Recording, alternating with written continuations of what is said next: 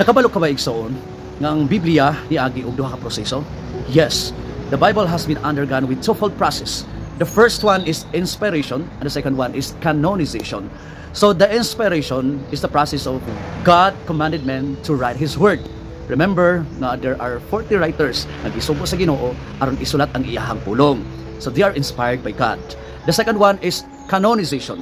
From the word canon, it is the list of the official accepted books. So the canonization is the process where the God commanded men to canonize His word. So during 500 to 1000 AD, mo ni gitawag nato nga Masoretic period. There are scholars, there are scribes nga gimanduan pod sa Espiritu sa Dios nga mag-conduct og pagsusi sa mga libro. And there are thousands of books nga gipresent sa ilaha during that time. Kay ang libro kaniadto bulag-bulag man kana. And only 66 books nga define out nga they're proven and true.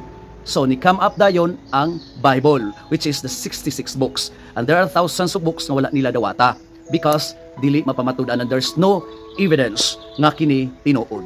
So adunay makuti nga pagsusi nga screening nga gibuhat ni ining Masoretes aron ni come up dayon ang 66 books. So mo din na ato ang Bible. Now you know. So if you want me to upload more videos, yes, you can comment on our comment sections and say amen. Hallelujah. Salamat sa Ginoo.